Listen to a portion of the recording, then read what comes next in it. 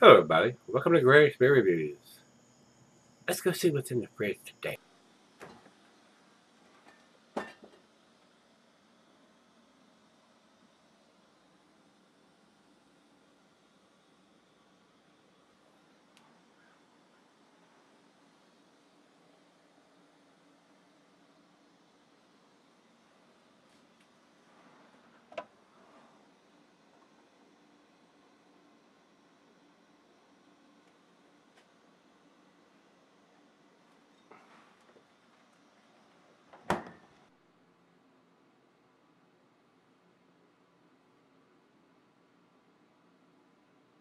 Hey, everybody. Welcome to Gregsbeerreviews. Today, I do appreciate you stopping by. Look at here. We got another Nuclear Cat Dogfish Head beer, which means it is probably off the chain in alcohol, guys. Guys, I reviewed this a year or so ago. I don't buy these beers from these guys at Dogfish Head with the nuclear cap on them because they're usually too boozy, too expensive. They're over $10 a bottle. I'm just not into the big booziness. I don't want to buy a beer that one beer is going to put me in the hammer lane and I'm going to be shit-faced after I drink it. I don't drink beers to get drunk, guys. Some of you young bucks probably do. And I did when I was a young buck. But I don't anymore. I don't session beers. I usually have 2 or 3, maybe 4 at the most if I've had a rough day. And I don't drink them to get shit-faced. I drink them for the taste now, guys. So in a lot of these beers that have the nuclear cap from Dogfish and other breweries, unless it's some kind of barrel-aged version of something, they're kind of boozy, guys. They are very boozy. This was sent to me by Dave, and this is a 15%er, guys. Wow, wow, wow. 15%. Do you really need a 15% barley wine? I mean, it'd probably been just as good as being a 10 or 11, maybe even a 12% if it was barrel aged, but I don't even think this one is. It says here a barley wine style brewed with figs and dates, 15% alcohol by volume. And there may be some kind of dating on the bottle, which I cannot see now. I wish they would do something in a little bit brighter ink than what they do, if they do it. I'll check this when I come back for the final chug. And once the condensation and the beer is out of the bottle, which you can see. Another reason I have a problem with that, if you're putting dark black ink on a dark brown bottle and the beer is in there, you can't see it. Another reason I'm going to leave it sitting on the shelf, guys. I don't buy these big beers anymore, but I do appreciate Dave sending me several different Dogfish Head beers with this bright nuclear cap on it, which means it's probably going to knock you in the dirt. So I don't drink beers for that reason anymore, guys. If it had been a barley wine aged in bourbon barrels, or even the 120 that we did a while back, there's something that's got to be there other than just malt and alcohol. I'm just not into that, guys. And if you are, more power to you, brother. That's all I can say about that. So we're going to re-review this one. I don't know what vintage it is, but we're into September. I think it is September the 5th of 2018. Let's see what this brings to the table, see if it changes my opinion. I wasn't super impressed the last time I had this beer, and I'm hoping that'll change my mind. So like I said, I don't know what vintage this is, whether it's this year's, last year's, or what year it is. Like I said, I'll take a quick look at it when I come back, and once the beer is out of it, the condensation is off the bottle. So let's get on with this. Commercial description from Untappd says, bold yet smooth, fermented with dates and figs. This bone crusher has a completely unique flavor. At 15% ABV, this beer is a great candidate for aging. Over time, the beer dries out and the pit fruit flavors come forward and the hops recede. Well, the hops are going to recede no matter what style it is, guys. That's how hops are. That's why we want to drink our IPAs and double IPAs as fresh as possible to get that hop aroma and taste. If you're doing something in any other style, same thing happens. The hops fade. If it's had coffee added to it, that flavor fades too. There's a lot of breweries that do different beers, even IPAs and double IPAs, and they'll throw them in a bourbon barrel or some kind of barrel when the hops are going to fade out completely. I just don't understand that. It doesn't sit well with me, and I would not buy them, guys. But Dave spent his hard-earned money on this. I'm sure it was over $10 for one bottle. But I'll be straight up honest. I tell you guys, as honest as I can be. If it's awesome, I'm going to tell you it's awesome. If it's not, I'm going to tell you that too. So, like I said, I've done this beer before. Let's see what this one comes to the table with, and if it changes my mind. But more than likely, it's probably not going to be an A beer unless I'm super impressed with this edition. So let's get on with it. We read the commercial description. It is a 15%er, and according to Untappd, it is 85 IBUs, so it is time. Final beer of the evening, because I don't drink 15% beers for the first beer of the day.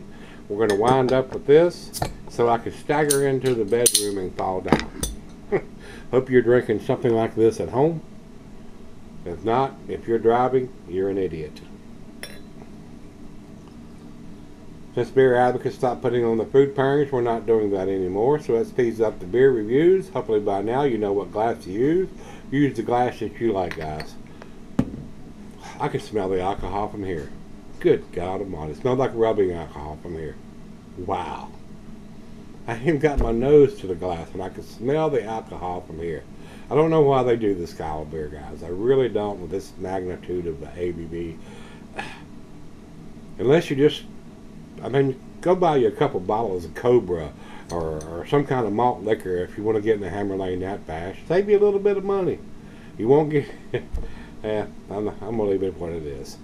Alright guys, nice and brown. Looks like a Barleywine in the glass. Kind of cloudy, a little bit of light coming through the bottom part of the glass, but it is a murky brown. To the nose we go. And on the nose I'm getting malt and alcohol, guys. Very much like the Dogfish 120. I don't know why Sam thinks he's got to produce these kind of beers, but I guess there's a market for them, guys. Some people like them. I am not in that crowd. And that is all I'm getting on the nose, guys. Malt and alcohol. And the alcohol is very pungent. Well, let's dive in. I do appreciate Dave sending it to me, but it is what it is. Cheers, everybody. Cheers, Dave.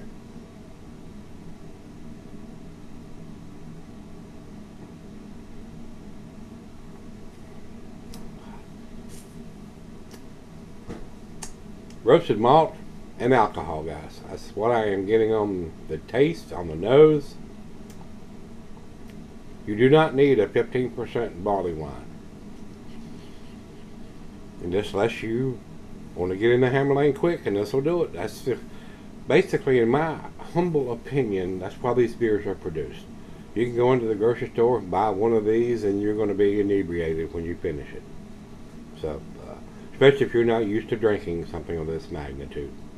But I drink it for the taste and the aroma, and this doesn't have a whole lot of taste, and it has a super big alcohol boozy aroma.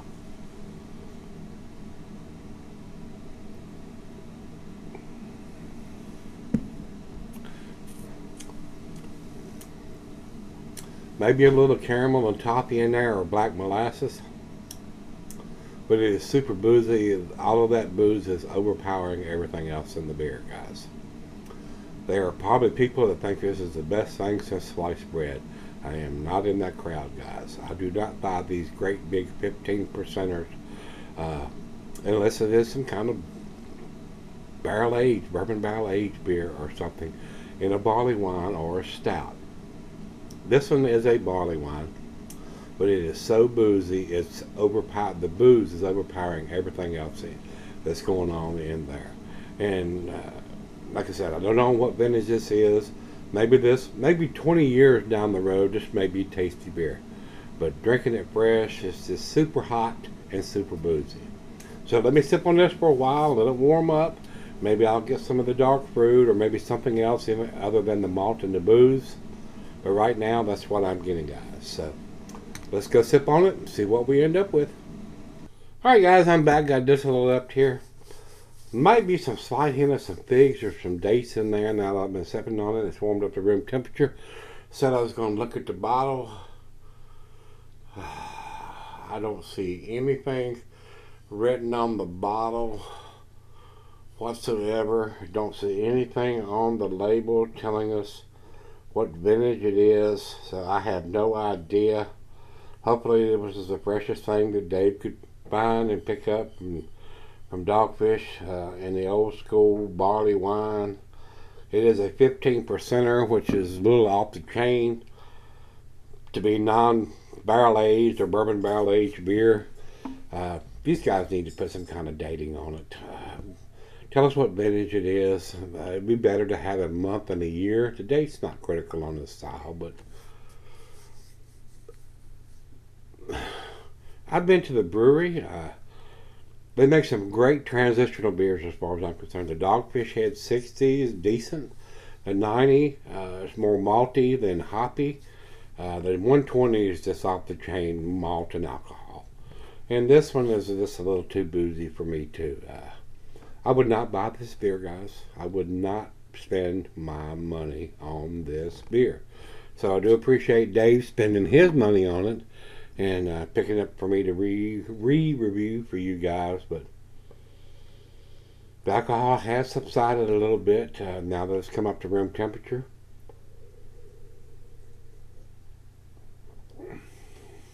Rich roasted malt, caramel topping, maybe a little black molasses. Maybe a hint of some dates or figs or raisins. But nothing outstanding, nothing world class, nothing I would write home about, nothing I would purchase myself. Final chug.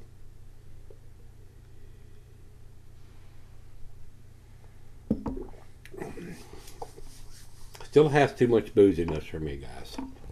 And I have drank quite a few beers in my beer review repertoire, if you will. 8 years of reviewing beers, and this is not a pleasant beer to drink. Unless you just want to get in the hammer lane fast, I would not buy this beer, guys. But I'm sure it's made with quality ingredients. There's no kind of fillers or adjuncts or anything like that, like the macro lagers put in their beers. So I do think it's well made, but too boozy. Too much. I don't know why they want to produce a beer of this magnitude that's not barrel aged or bourbon barrel aged. It wasn't super impressive to me last time, and I'm not going to give it the grade that I did last time. I thought it was a 9 beer and an 8 bottle. I don't even find it to be that now. This is a B plus beer, guys. That's where I'm going to put it. 88 for me. Let's run over to Beer Advocate. They say 3.99. That's their B plus range as far as I'm concerned. And Untapped for our final check-in, they also have it at 3.99. So it's unanimous. It's a B plus beer, guys. It's not an A beer. And just unless you want to try this beer if you've never had it before, or if you just want to get in the hammer lane real damn quick, just be aware, this is not a cheap beer to buy. It's over $10 a bottle for this. So, not something that I would purchase, to be honest with you. I want something with a little more taste, a little less booziness, unless it's going to give me more character, more taste than what I'm getting from this. So, with that being said, guys, if you've had this from Dogfish Head, this is their old school barley wine, 15%. A little off the chain, a little off the chain as far as I'm concerned in the alcohol content. Not very pleasant to drink, in my opinion. If I want to drink a 15%er, there are a lot of other breweries that produce 15%ers. Avery comes to mind real quick. That produce barley wines that are bourbon barrel aged and stuff like that have a whole lot more character to the beer than other than malt and alcohol. So, with that being said, if you've had the old school from Dogfish Head Brewery, let me know what you think. Till we meet again, let's go see what's in the fridge.